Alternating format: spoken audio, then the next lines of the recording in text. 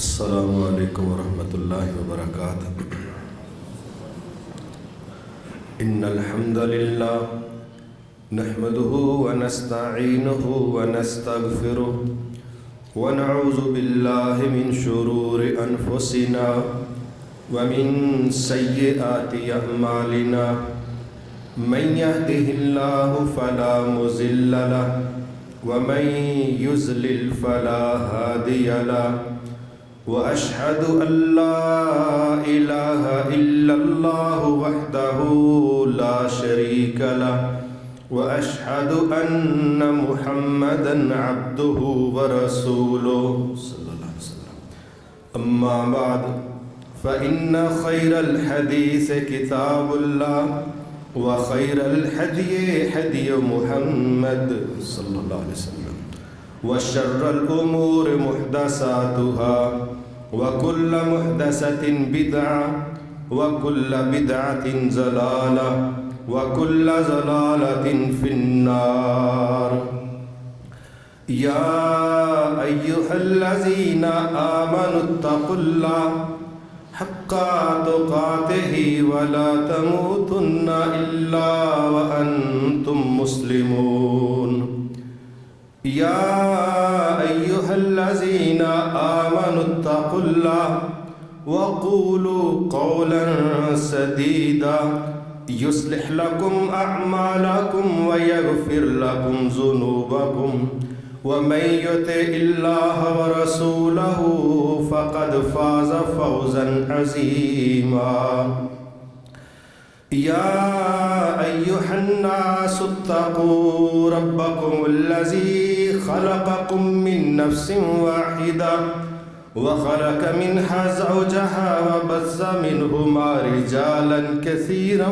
ونساء واتقوا الله الذي تساءلون به والأرحام إن الله كان عليكم رقيبا۔ ہر طرح کی حمد و ثنا اس اللہ رب العزت کے لائق ہے جو اس کائنات کی ہر چیز کو اکیلا ہی پیدا کرنے والا، ان کی ضروریات کا اہتمام کرنے والا، ان کی گفتگوؤں کو سننے سمجھنے والا اور اپنی مرضی کے مطابق ان کے متعلق فیصلے کرنے والا ہے۔ رسول اللہ صلی اللہ علیہ وسلم نے فرمایا، سب سے بہترین بات رب رحمان کی بات ہے اور سب سے بہترین طریقہ میرا طریقہ ہے۔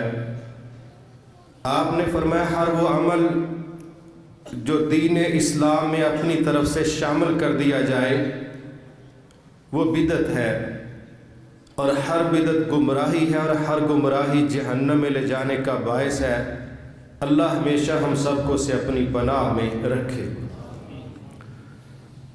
ہم بطور مسلمان اس دنیا کی سب سے عظیم شخصیت، انبیاء کے سردار، امام، سب سے بڑے قائد، رہبر و رہنما حضرت محمد صلی اللہ علیہ وسلم کی سیرت مبارکہ کو بیان کر رہے ہیں، سن رہے ہیں، اور ہمارا مقصد یہ ہے کہ قرآن مجید کے 30 پارے اور ہزاروں احادیث جو ہمیں بار بار اس طرف متوجہ کرتی ہیں کہ تمہاری نجات، تمہاری کامیابی، تمہاری فلاح، تمہاری بہبود، یہ نبی صلی اللہ علیہ وسلم کے اسوہ حسنہ میں چھپی ہوئی ہے۔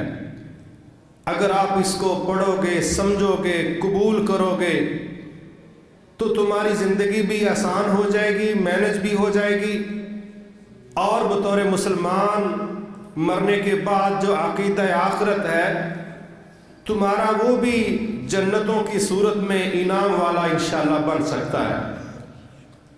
ضروری ہے کہ ہم اپنی دنیا کو بھی اپنے نبی صلی اللہ علیہ وسلم کے طریقوں کو سامنے رکھ کے ترتیب دیں، کیونکہ جینا اللہ کی طرف سے طے شدہ ہے، مرنا بھی اللہ کی طرف سے طے شدہ ہے۔ مرنے کی بات کرنا، مرنے کی کوششیں کرنا، یہ بہادری نہیں ہے۔ جینے کو اللہ کے نبی کے طریقے کے مطابق ڈھال لینا، یہ کمال ہے، اور جینا ہی جرت اور بہادری۔ باقی جب اللہ نے کسی کی موت کا وقت لکھا ہے، وہ آئے گا، اس کو کوئی تبدیل نہیں کر سکتا۔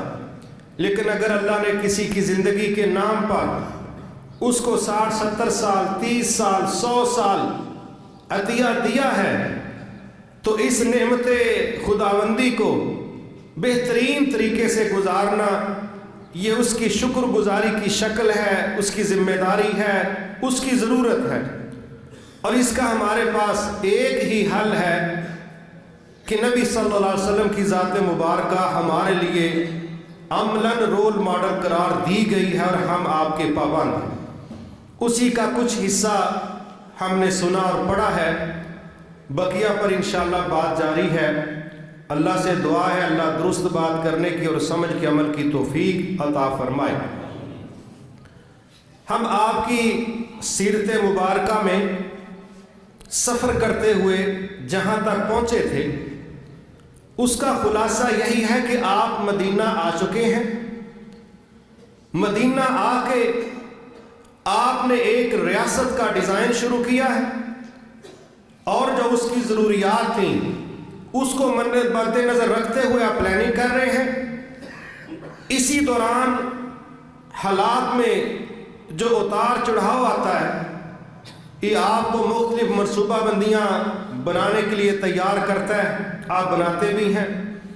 ان میں سے ایک یہ تھی کہ جب آپ مدینہ پہنچے ہیں تو آپ کو یہاں بنیادی طور پر 2 گروہوں سے واسطہ پڑا۔ ایک سیدھی سیدھی آپ کی جماعت تھی، مسلمانوں کی جماعت، بڑے سچے لوگ، مخلص لوگ، آپ کی اطاعت کرنے والے۔ دوسری ایک بڑی تعداد وہاں یہودیوں کی تھی۔ یہ طبقہ شرارتی بھی تھا، رکنے والا نہیں تھا، تماشا دیکھتا تھا، تماشا لگواتا تھا۔ یہیں پر ایک تعداد مشرکین کی بھی تھی، اور چند گنتی کے لوگ عیسائی بھی تھے۔ لیکن بہرحال ایک مسلمانوں کی کمیونٹی، ایک کفار کی، یہ 2 گروہ تھے۔ اب آپ کے آنے سے پہلے عبداللہ بن ابی، جسے ابن سلول بھی کہا جاتا ہے، یہ بنیادی طور پر مدینہ کے لوگ اس کو اپنا سردار تسلیم کر چکے تھے۔ بس باقی کیا رہ گیا تھا؟ اس کی رسم تاج پوشی رہ گئی تھی، باقی سارا کچھ ہو چکا تھا۔ اب جب نبی صلی اللہ علیہ وسلم مدینہ تشریف لائے تو اس کی شخصیت کا اللہ کے نبی کے ساتھ موازنہ بنتا ہی نہیں۔ آپ نے جو کردار مدینہ میں آ کے پیش کیا، لمحے لگے لوگ آپ کے گرویدہ ہو گئے، اور اس کی سرداری، اس کی تاج پوشی، وہ دھری کی دھری رہ گئی۔ اب اس کو اس کا بھی بڑا ملال تھا کہ یہ کیا ہوا، سارا کچھ ہاتھ میں آیا ہوا وہ پھسل گیا ہے، بڑا پریشان ہے، کر بھی کچھ نہیں سکتا، اندر سے جل رہا ہے، پریشان ہے۔ اور اللہ کے نبی ان حالات میں اپنا کیریئر کا یہاں پر آغاز کرتے ہیں۔ ادھر کیا ہوتا ہے، مکہ کے مشرکین دیکھتے ہیں کہ مسلمان مدینہ میں جا کے ریلیکس نہیں ہو گئے، تو ہم نے تو ان کو ریلیکس رہنے نہیں دینا تھا، ہم نے تو ان کو اگنے ہی نہیں دینا تھا، پروموٹ ہونا تو بڑی بات کی بات۔ اب کیا کر رہے ہیں، پہلے اس پر مظالم کیے کہ یہ لوگ مکہ میں موجود ہیں، کمزوروں پر، غلاموں پر بڑے مظالم کی۔ 13 سال آپ نے اور آپ کی جماعت نے یہی کچھ سہا، چلو جی آپ کا علاقہ ہم چھوڑ دیتے ہیں، چلے جاتے ہیں، اب جان چھوٹ جائے گی؟ نہیں۔ اب خط لکھا مکہ کے مشرکین نے عبداللہ بن ابی کو، جو ابھی تک کافر ہی تھا، مشرک ہی تھا، لیکن سردار تھا ماضی کا۔ اس کو خط لکھ کے کہنے لگے کہ عبداللہ تم سردار ہو، ہم تمہیں خط لکھ رہے، ہمارے کچھ لوگوں کو تم نے پناہ دی ہے، ان کو وہاں سے نکال دو، اگر ان کو نہ نکالا تو ہم مدینہ پر حملہ کریں گے، تمہارا مال لوٹیں گے، تمہاری عورتوں کو لونڈیاں بنائیں گے اور تمہارا قتل بھی کریں گے۔ یہ خط لکھ کے بھیج دیا۔ اب عبداللہ بن ابی جو کافر بھی تھا، اندر سے حاسد بھی تھا، اس کو ایک دلیل مل گئی کہ میں کیوں نہ اپنے ہم نوالا ہم پیالہ لوگوں کو یہ دلیل کے طور پہ اپنے ساتھ کھڑا کروں، اور جو میری سیاست کے مد مقابل ایک نئی شخصیت آ گئی ہے اور قبولیت پا گئی ہے، میں ان کو یہاں سے نکالنے کی کوئی سبیل نکالوں، کوئی پلاننگ کروں۔ تو عبداللہ بن ابی نے اپنے لوگوں کو جمع کیا اور مکہ والوں کا خط وہ ان کے سامنے پڑھ کے سنایا، کہا کہ یہ پروگرام ہے بھائی ان کا، تو ہمیں یہ چاہیے ہم مسلمانوں کو یہاں سے نکال دیں۔ وہ اپنا الو سیدھا کرنے کے چکروں میں تھا۔ نبی صلی اللہ علیہ وسلم کو اس کی خبر ملی، آپ فوری طور پر لوگوں کو ملے اور یہ سارے جمع تھے۔ آپ نے کہا سنو، جتنا نقصان تم خود آپس میں لڑ کے کر لو گے نا، اتنا نقصان مکے والے تم پر حملہ کر کے نہیں کر سکتے۔ تمہیں نہیں سمجھ آ رہی؟ تم اپنے بھائیوں سے لڑو گے، اپنے رشتہ داروں سے لڑو گے، یہ منصوبہ ہے تمہارا؟ جو لوگ کلمہ پڑھ چکے ہیں، اسلام قبول کر چکے ہیں، ان کا دین ضرور اور ہوا ہے تمہارے مقابلے میں، ہیں تو تمہارے رشتہ دار، ان سے لڑو گے؟ اللہ تعالیٰ نے مہربانی کی، آگ بجھ گئی، لوگ منتشر ہو گئے۔ اہل مکہ کی اور عبداللہ بن ابی کی یہ شرارت یہ ختم ہو گئی، لیکن اس بندے نے اپنے دل کے اندر دشمنی کو پانی دینا بند نہیں کیا۔ ایک مرحلہ یہ آیا۔ دوسرا مرحلہ یہ آیا کہ حضرت سعد بن معاذ رضی اللہ تعالیٰ یہ گئے عمرے کی نیت سے کہ میں عمرہ کرنے جاتا ہوں۔ امیہ بن خلف ان کا حلیف اتحادی ہے، اس کے پاس یہ رات رہتے ہیں اور اس کو کہتے ہیں کہ یار کوئی ایسا وقت تلاش کرو جب وہاں پر لوگ نہ ہوں اور میں تنہائی میں بیت اللہ کا طواف کر لوں۔ کہنے لگے ٹھیک ہے۔ انہوں نے کوئی وقت دیکھا، اس وقت میں کہا کہ آؤ چلیں۔ امیہ بن خلف ساتھ ہے، سعد بن معاذ رضی اللہ تعالیٰ عنہ یہ بیت اللہ کا طواف کر رہے ہیں، تو سامنے سے ابو جہل نظر آ گیا۔ ابو جہل نے دیکھا، کہنے لگا سعد تم یہاں کیا کر رہے ہو؟ جب اس کی نظر پڑی کہ ساتھ تو امیہ بن خلف بھی ہے، میری ٹیم کا بندہ بھی نہیں کے ساتھ، تو حضرت سعد نے کہا عمرہ کرنے آیا ہوں، اور کیا ہے؟ کہتے اچھا بڑے سکون سے نہیں عمرہ کر رہے؟ اگر تیرے ساتھ یہ امیہ بن خلف نہ ہوتا تو تم یہاں سے زندہ بچ کے کبھی نہ جاتے، بڑے سکون سے نہیں عمرہ کر رہے تم؟ یہ اس نے تڑی لگائی۔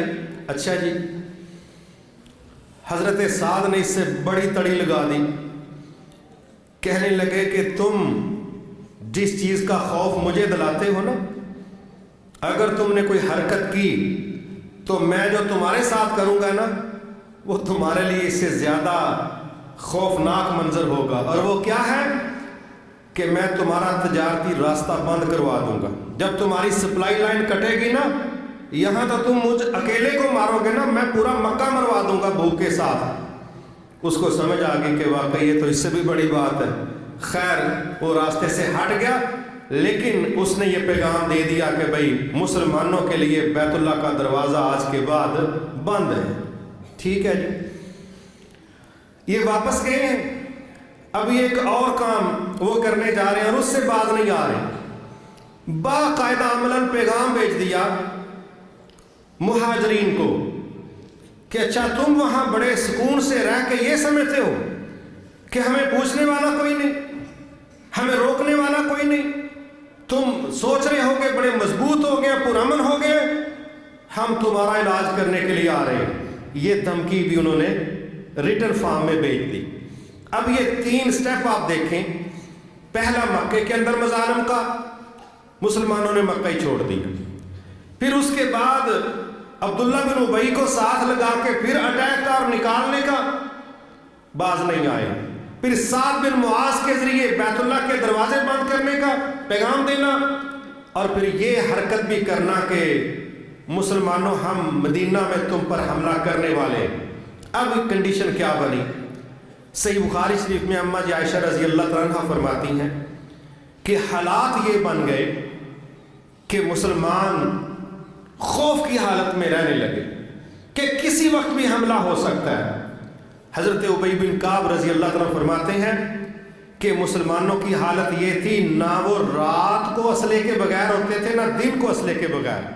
حتیٰ کہ سونا ہے تو اسلحہ کے ساتھ، چلنا ہے تو اسلحہ کے ساتھ، اور لگتا تھا کہ کسی وقت بھی اٹیک ہو سکتا ہے. اور صحیح بخاری شریف ہی کی روایت ہے کہ اماں جی عائشہ رضی اللہ تعالیٰ عنہ فرماتی ہیں ایک رات تو ایسا ہوا کہ نبی صلی اللہ علیہ وسلم جاگ رہے ہیں، نیند نہیں آ رہی، اور آپ نے اور میں نے اتنی دیر میں ایک آواز سنی جیسے کوئی ہتھیاروں کی آواز ہو. جنکار ہوتی ہے ہتھیاروں کی، لوہے کی آپس میں رگڑ کھانے کی آواز مختلف ہوتی. تو آپ نے ایک جملہ بولا، آپ نے کہا کاش آج کوئی میرا پہرا دے. آپ کہہ رہے ہیں کاش آج کوئی میرا پہرا دے. اتنی دیر میں یہ آواز آ گئی ہتھیاروں کی. تو آپ نے پوچھا کون؟ حضرت سعد بن ابی وقاص رضی اللہ تعالیٰ نے. یہ مستقبل کے جرنیل ثابت ہوئے، لیکن ہم خیال ہے، نبی کی فکر ہے، سوچ اجتماعی ہے، احساس ہے.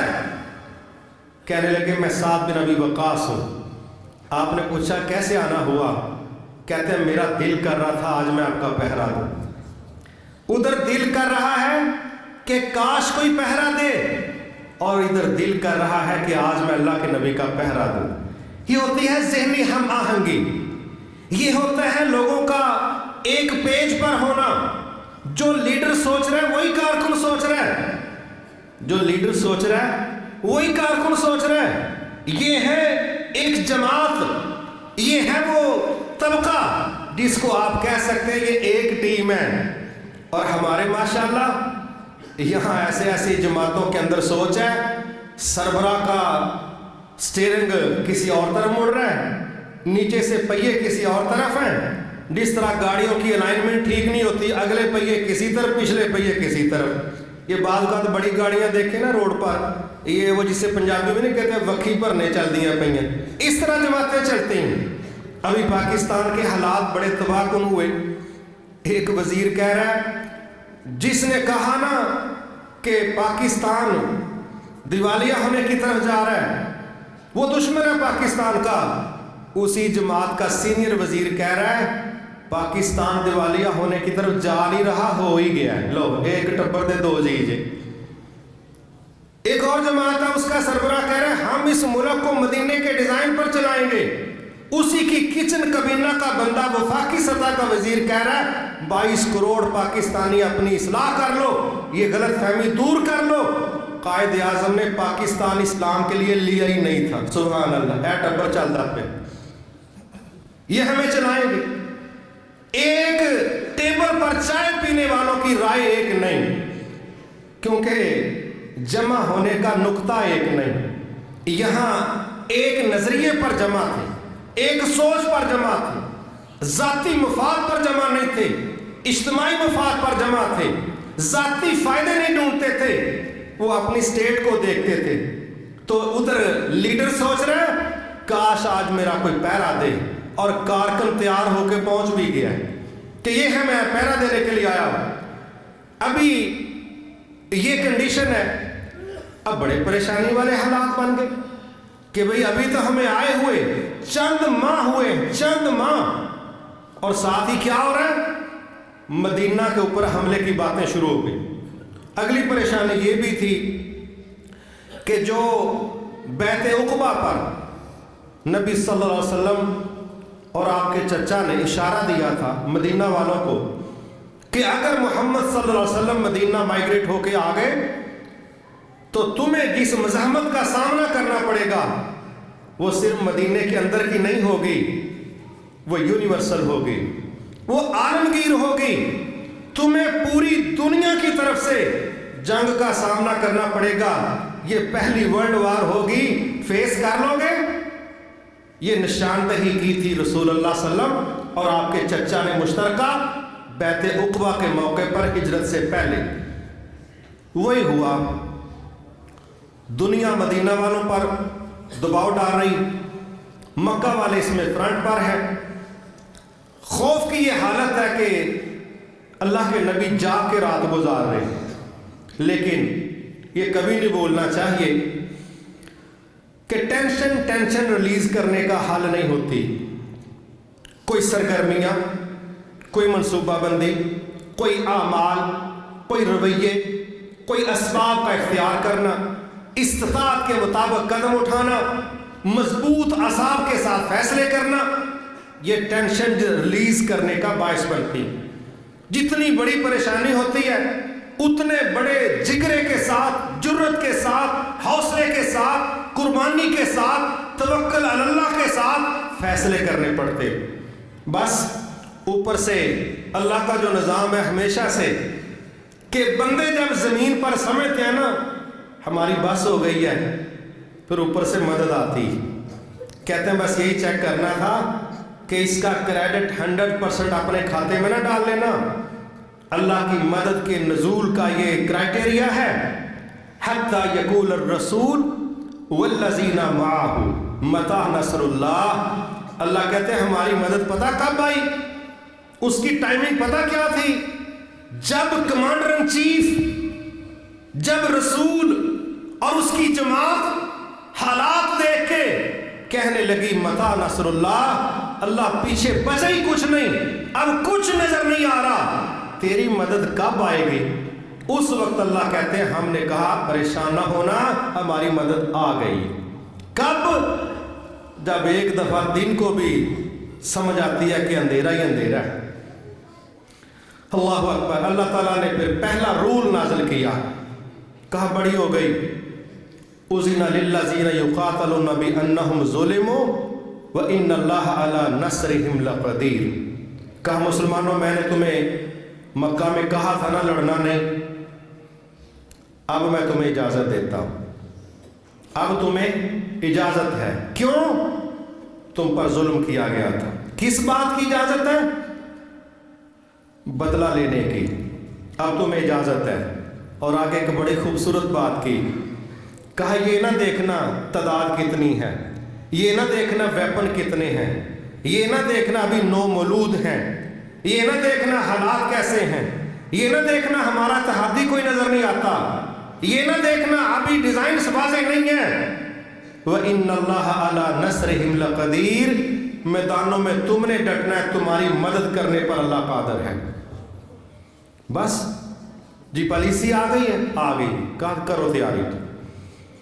اب یہ وہ پہلا ہے ریاست مدینہ کا ایک پریکٹیکل ڈیزائن جس پر میں انشاءاللہ کچھ آج بات کرتا ہوں، اور عملاً نبی صلی اللہ علیہ وسلم نے اس اسٹیٹ کو جس طرح ڈیزائن کیا، جس طرح مینج کیا، میں انشاءاللہ اس پر تفصیل کے ساتھ باتیں کروں گا، کیونکہ ہم آپ کی سیرت کو ایز اے ہسٹری نہیں پڑھنا چاہتے، ہم آپ کی سیرت کو اس نقطہ نظر سے پڑھنا چاہتے ہیں کہ وطن عزیز بھی سامنے ہو، حالات حاضرہ بھی سامنے ہو، میں اپنے معاملات دیکھوں، آپ اپنے دیکھیں، ہم سیرت سے کچھ اخذ کر سکیں۔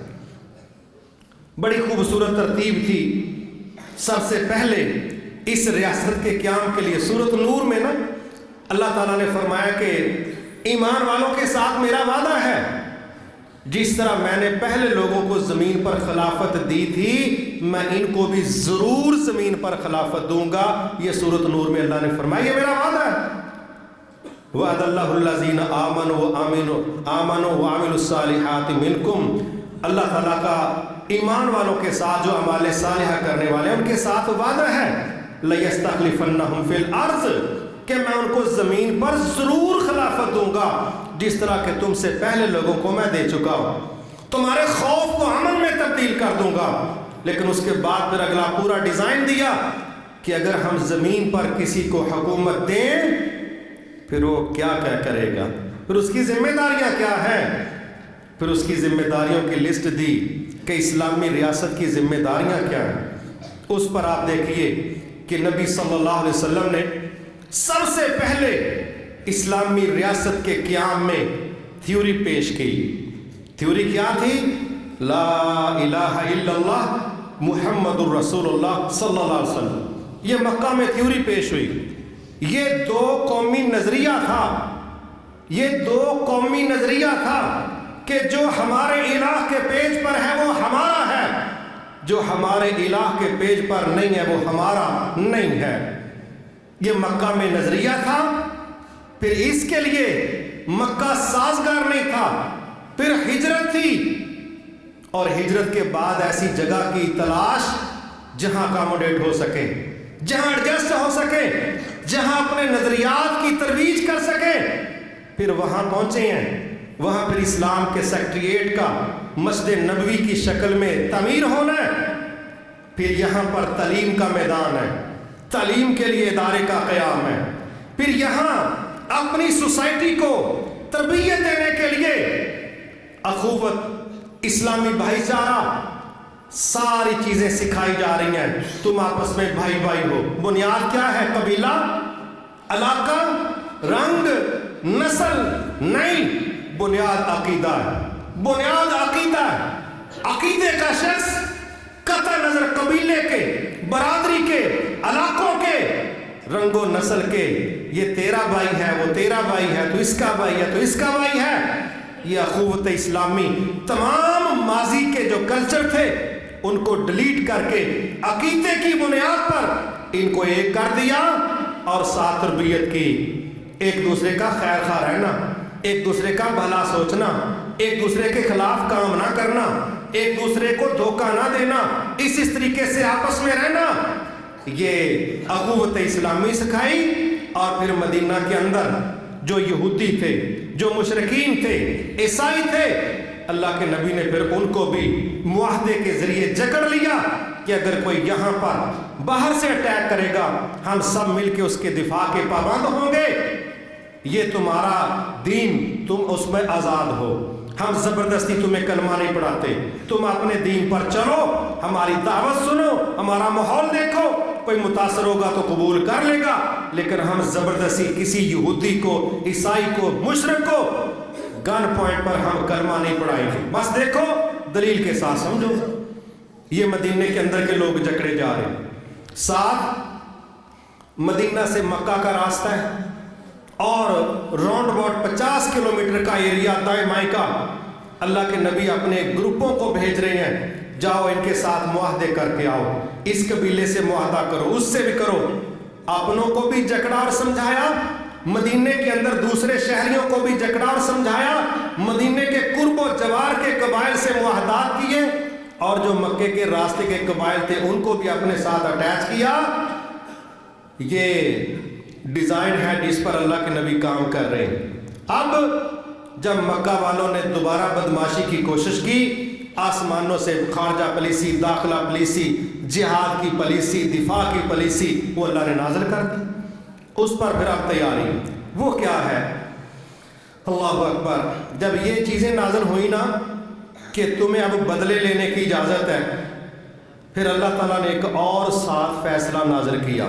وہ بڑا سخت تھا لیکن کہا اس پہ کام کرنا ہے. کیا فیصلہ ہے جی؟ اخرجوہم من حیث اخرجوکم. مسلمانوں تمہیں یاد ہے تمہیں کہاں سے نکالا گیا تھا، کس حالت میں نکلے تھے؟ تو اللہ تمہیں حکم دیتا ہے جہاں سے تمہیں نکالا گیا تھا ایسی ورکنگ کرو کہ اپنے دشمنوں کو وہاں سے باہر نکال دو. اخرجوہم من حیث اخرجوکم، جہاں سے تمہیں نکالا گیا تھا اب تم نے کام کرنا ہے ان کو وہاں سے نکالنا ہے. یہ ٹارگٹ ہے، یہ ہدف ہے، اس پہ پلان کرو. اللہ اکبر. اللہ کے نبی اب تیاری شروع کر رہے ہیں. ٹھیک ہے جی. اگلا کام کیا ہوا؟ معاہدات کے بعد لوگ پتہ کیا کہتے ہیں؟ سب سے پہلا مارکا حق و باطل کے درمیان غزوہ بدر کے نام سے برپا ہوا. پڑھتے غزوہ بدر ہے نا، غزوہ بدر سے پہلے 8 مہمات، 8 ٹیمیں، 8 لشکر یہ طیبہ سے نکلے تھے۔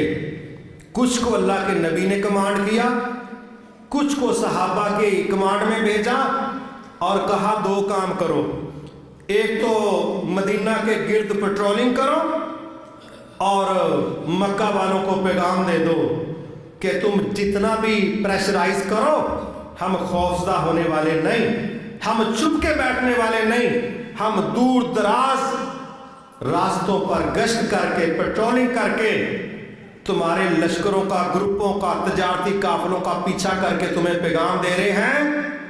ہم ڈیفینسو نہیں ہیں، ہم اب افینسو ہیں، ہم اب آگے بڑھنے والے ہیں، ہم اب یہ نہیں سوچیں گے کہ یہ نہ ہو جائے وہ نہ ہو جائے، اب یہ سارا کچھ ہم تمہارے ساتھ کریں گے۔ جب یہ 8 ٹیمیں یکے بعد دیگرے نکلی اور سب سے پہلا گروہ سریہ سیف البحر، یہ کب نکل رہا ہے؟ سبحان اللہ، ہجرت کا 7واں مہینہ ہے، ہجرت کا 7واں مہینہ ہے۔ اندازہ کریں 6-7 مہینوں میں ایک ریاست کس لیول کی کمزور ہوگی، مگر اللہ کے نبی صلی اللہ علیہ وسلم اندرونی عبداللہ بن ابی کی شرارتوں کے باوجود اور باہر کی دھمکیوں کو بھی دیکھ رہے ہیں۔ ہجرت کا 7واں مہینہ ہے اور اللہ کے نبی نے پہلی ٹیم کتنے لوگوں کی؟ تھوڑے لوگ تھے نا، 20 لوگوں کا لشکر بنا کے نکال دیا۔ سریہ سیف البحر یہ جناب 20 لوگوں کی ٹیم ہے، حمزہ بن عبد المطلب رضی اللہ تعالیٰ عنہ کی کمانڈ میں۔ اس کو پرچم اللہ کے نبی نے تھمایا، کہا جاؤ فلاں طرف سے مکہ والوں کا تجارتی قافلہ آ رہا ہے، قابو آ سکے تو کر لو۔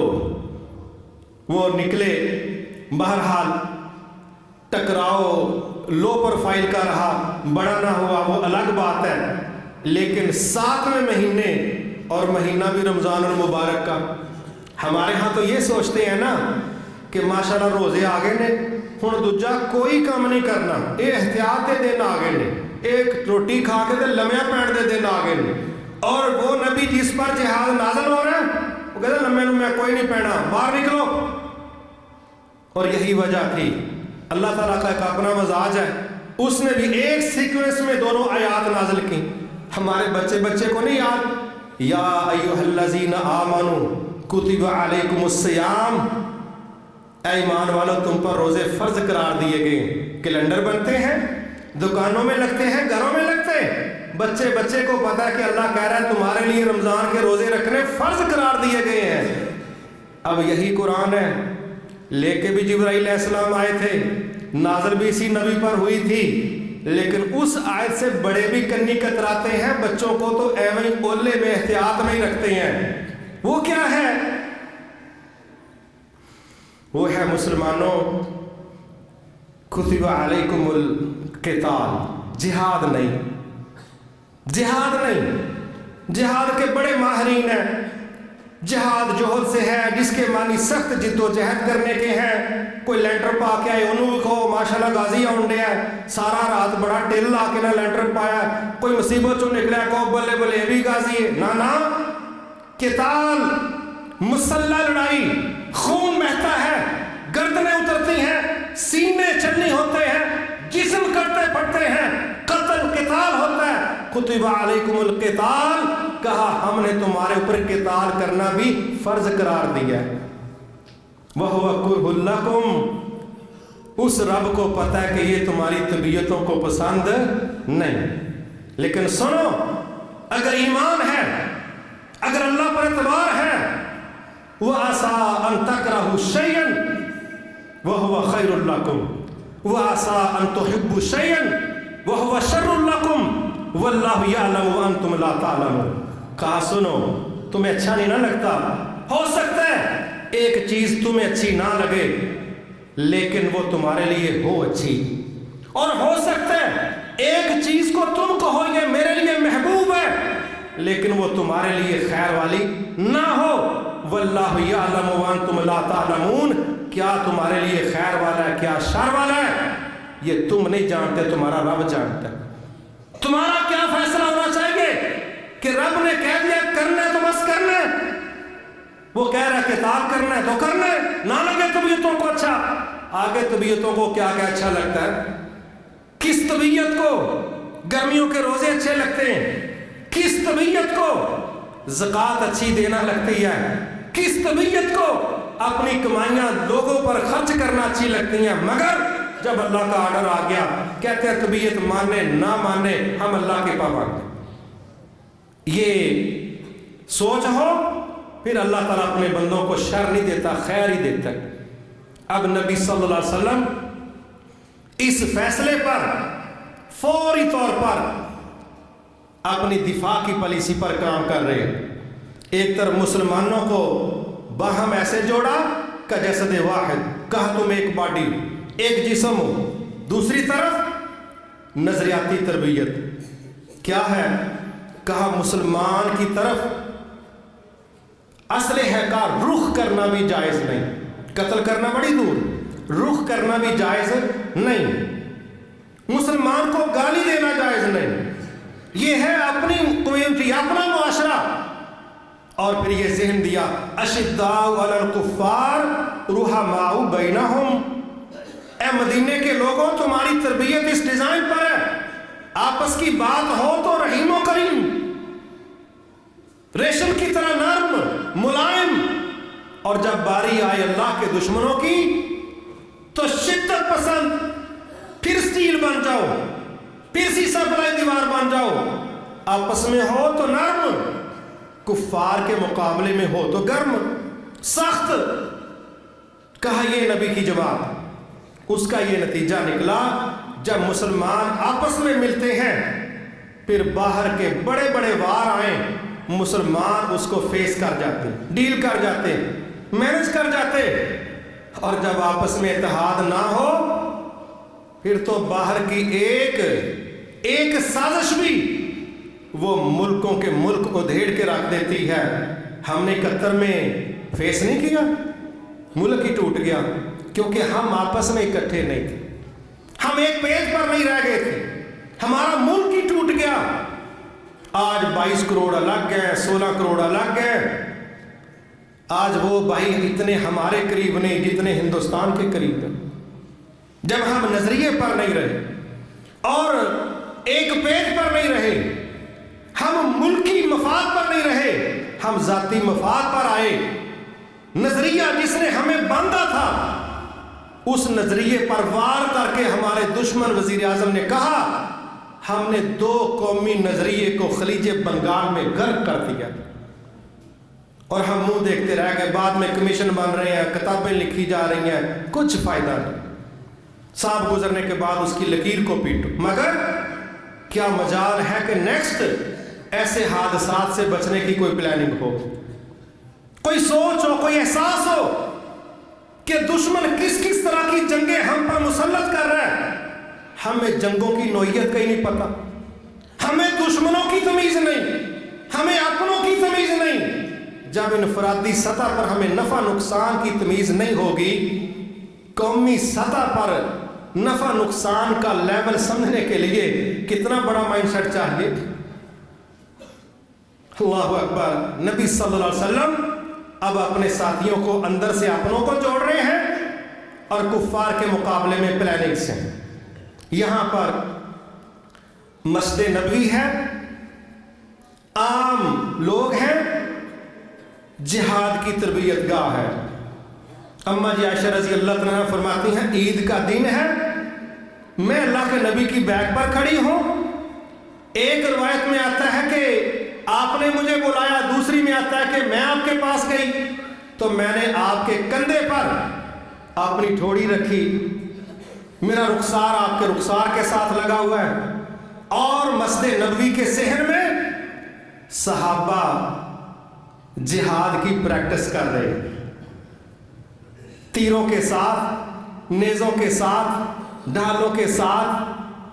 یہ GHQ ہے اسلام کا، یہ سجدہ گاہ ہے، یہ قرآن پڑھنے کی یونیورسٹی ہے، اور یہاں پر عسکری تربیت ہو رہی ہے۔ معائنہ کرنے والے محمد صلی اللہ علیہ وسلم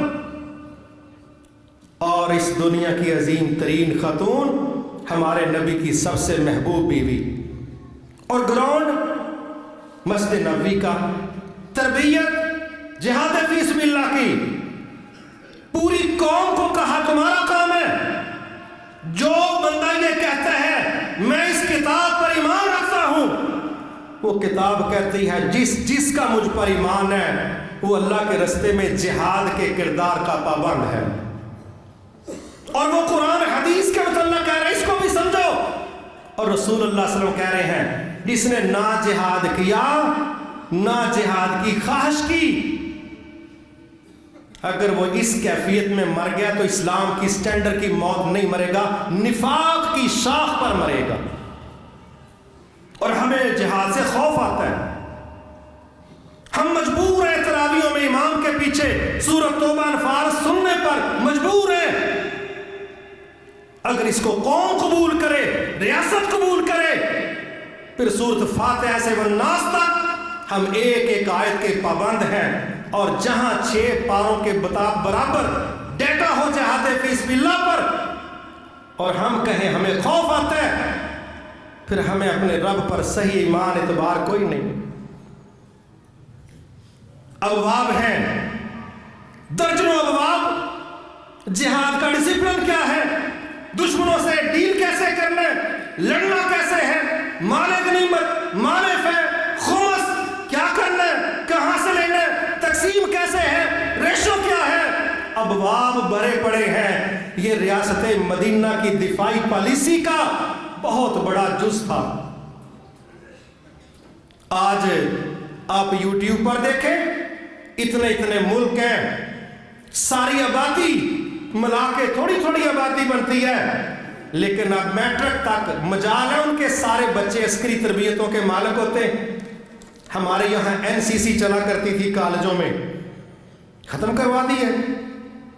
ہمارے یہاں ایک وقت تھا کسی اللہ کے بندے نے سورۃ توبہ اور انفال میٹرک کے نصاب میں داخل کروائی، بعد کے شریف لوگوں نے نکلوا دی، کہا نا منڈے لڑائی دی گل کر دیں، انہوں نے محلے جو جتیاں مروا لیو، کافروں کے خلاف لڑائی دی گل انہوں نے سمجھائے۔ یہ قومی سطح پر ہمارے رویے، اور پھر ہائیبریڈ وار ہے جس میں اللہ رحم فرمائے اس جنگ میں ہتھیار ہی نہیں نظر آ رہے، اور دشمن نے ہمیں وہاں پر لا کھڑا کیا ہے، حکومت عوام کے خلاف، عوام حکومت کے خلاف، ادارے عوام کے خلاف، عوام اداروں کے خلاف۔ اللہ نہ کرے ملک کی کوئی بہت بڑی تباہی ہو جائے، دکھ کا اظہار کرنے کی بجائے تماشا دیکھ کے شور کرنے والے لوگ نظر آ رہے ہیں۔ ایسی تباکن، نظریاتی خرابی اور انتشار، اس کو مینج کس نے کرنا ہے؟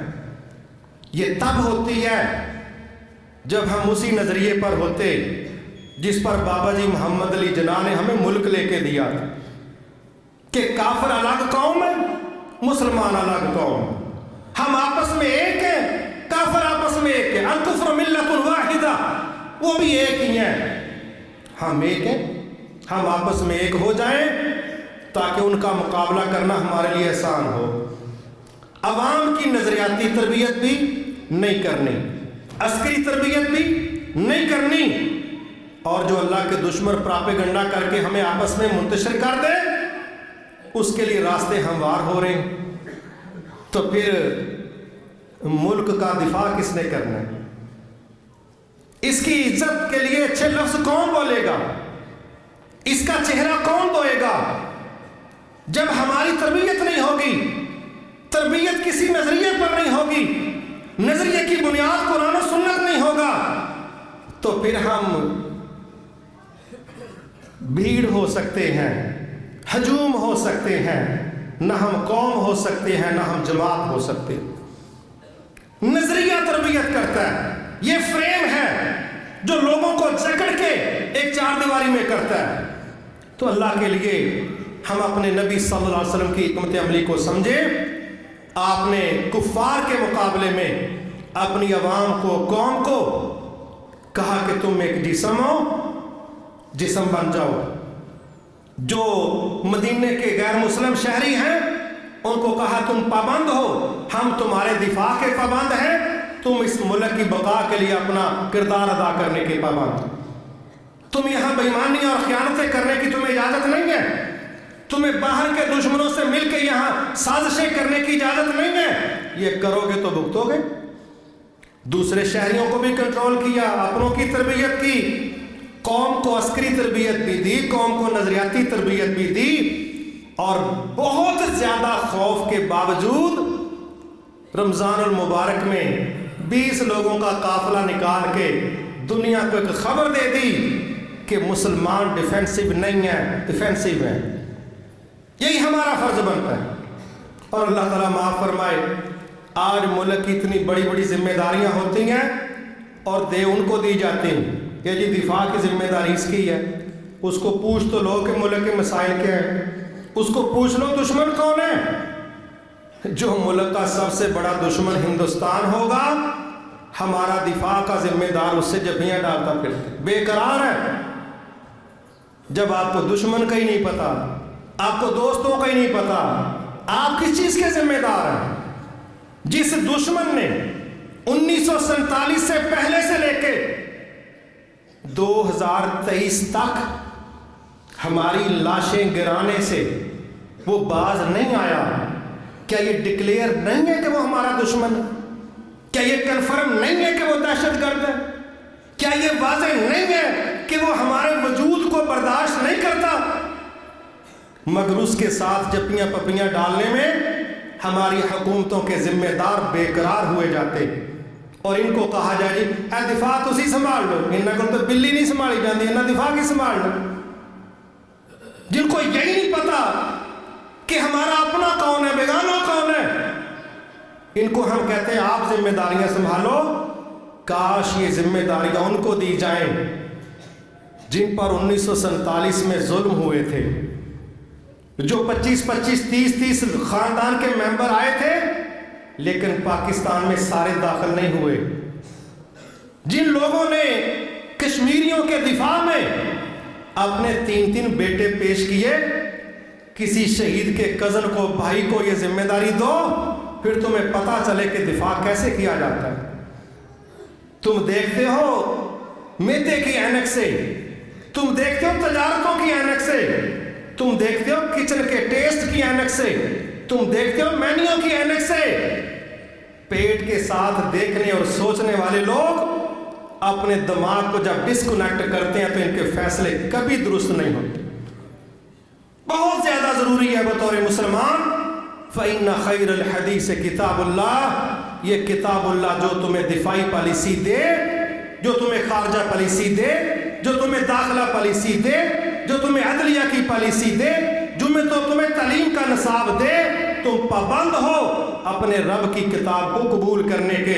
اگر آگے بڑھنا چاہتے ہو، اگر دنیا کے اندر سروائیو کرنا چاہتے ہو، اگر اپنی قوم کو فیسیلیٹیٹ کرنا چاہتے ہو، اور اگر یہ تمہارا نصاب نہیں ہے تو پھر تمہارا شمار بھی رب کی کتاب کے مطابق زوال پذیر لوگوں میں تو ہو سکتا ہے، ترقی کرنے والے لوگوں میں نہیں ہو سکتا، کیونکہ صحیح مسلم میں اللہ کے نبی کی حدیث ہے، ان اللہ یرفع بہذا الکتاب اقواما ویضع بہ آخرین، یہ کتاب اللہ جو اس کو اپنا نصاب مان جائے گا اللہ اس کو عروج عطا فرمائے گا، جو اس کے اینٹی چلے گا اس کو نارمل نہیں رہنے دیا جائے گا، اس کا ریورس گیئر لگا کے اس کو زوال پذیر کیا جائے گا۔ اللہ کے نبی نے مدینے کو بطور اسٹیٹ آگے چلانے کے لیے اس کتاب کو تعلیم میں، عدلیہ میں، دفاع میں، معیشت میں، ہر جگہ اس کو نصاب بنایا تھا۔ اللہ نے بڑے تھوڑے وقت میں اپنے بندوں کو خوف سے بھی نکال دیا تھا، اگریسو کر کے، پوٹینشل دے کے فتح کروانے کا جو عمل دیا، جو اللہ کا آرڈر تھا کہ جہاں سے تمہیں نکالا گیا تم وہاں سے ان کو نکالو۔ ٹھیک 8واں سال تھا ہجرت کا، آپ مکہ پر دن کے وقت چڑھ گئے تھے اپنے 10,000 کا لشکر لے کے، اور وہ جنہوں نے آپ کو چھپ کے نکلنے پر مجبور کیا تھا آج گردنیں جھکا کے کہہ رہے تھے آپ بڑے شریف ہیں، آپ کے دادا بڑے شریف تھے، آپ کے نانا بھی بڑے اچھے تھے، ہمیں معاف کر دیا جائے۔ معاف تو آپ نے کر دیا لیکن سین بدلنے میں صرف 8 سال لگے، ہمیں 75 سال لگے۔ ہماری تخلیق بالکل مدینے کے ڈیزائن پر تھی، ہم سب سے پہلے دو قومی نظریہ پر کھڑے ہوئے، ہم لا الہ الا اللہ پر کھڑے ہوئے. ہم پاکستان کا مطلب کیا؟ لا الہ الا اللہ محمد رسول اللہ صلی اللہ علیہ وسلم. اس نظریے پر لوگ انگلش نہیں جانتے تھے، بابا جی کی زبان نہیں جانتے تھے، لیکن بیانیے کا پتہ چل گیا تھا تو کروڑوں لوگوں نے بابا جی کا ساتھ دیا. اللہ نے اس نظریے پر مدینہ کی طرح ہمیں یہ ملک دیا، ہم ہجرت کر کے یہاں پہنچے. اب اسی پیٹرن پر کام کرنا ضروری تھا جس پیٹرن پر رسول اللہ صلی اللہ علیہ وسلم نے کام کیا تھا. اگر ہم اس پر چلتے رہتے، آج دنیا میں ظہر کے وقت اپنی 100 لاشیں ہم نہ اٹھاتے، آج کشمیر کی شہرک سے ہم دستبردار ہونے کے مخمصے میں غرق نہ ہوتے، آج دنیا کے اندر ہندوستان بہت بڑی جمہوریت اور انڈسٹریل ملک ثابت نہ ہوتا. انشاءاللہ ہم اپنی سرحدوں کو وسعت دیتے، ہم گریٹر پاکستان کا آئیڈیا دیتے، ہم بنگلہ دیش سمیت جغرافی لحاظ سے ہندوستان کو گھیر کے غزوہ ہند کی تعبیر دکھا دیتے. لیکن جب نبوی ڈیزائن پر چلے نہیں، پھر ہم سکڑے، اتنا سکڑے، آج ہمیں ہوش نہیں ہے اور ہم منتیں کر رہے ہیں. ہمارا ہر محکمہ، ہر ادارہ، ہر چیز IMF کے قدموں میں رکھ کے، حتیٰ کہ ایٹمی اثاثے تک ان کے سامنے پیش کر کے سادے لفظوں میں ایک وقت کی روٹی مانگنے کے لیے ہم نے اپنا دفاع اور عزت دونوں ان کے قدموں میں رکھ کے اب بھی منت کر رہے ہیں کہ ہمیں کوئی ایک وقت کا کھانا دے دو تاکہ ہماری لاج رہ جائے، ہم میڈیا میں کچھ کہہ سکیں کہ ہم نے سروائیو کیا ہے. لیکن یاد رکھو، جو نبی کی مخالفت میں چلے گا آخرت تو اس کی بڑی خوفناک ہے، لیکن دنیا بھی اس کی کوئی عزت والی نہیں ہے. آج بھی ہم سب کی بچت اسی میں ہے. جس ڈیزائن پر اللہ کے نبی نے ہجرت کے بعد مدینہ چلایا تھا، اسی ڈیزائن پر ہمیں پاکستان کو چلانا پڑے گا. آج مان جاؤ، کل مان جاؤ، 75 سال ہو گئے جو ہم دیکھ رہے ہیں. اگر ہمیں اس کی سمجھ نہ آئی، اللہ تعالی ہمیں بڑے حادثے سے محفوظ رکھے اور اللہ ہم سب کی اصلاح فرمائے اور ہمارا کردار اس سلسلے میں قبول کر لے کہ ہم اپنے ملک کو اللہ کے نبی کے طریقے پر لے کے چل سکیں. وما توفیقی الا باللہ العلی العظیم.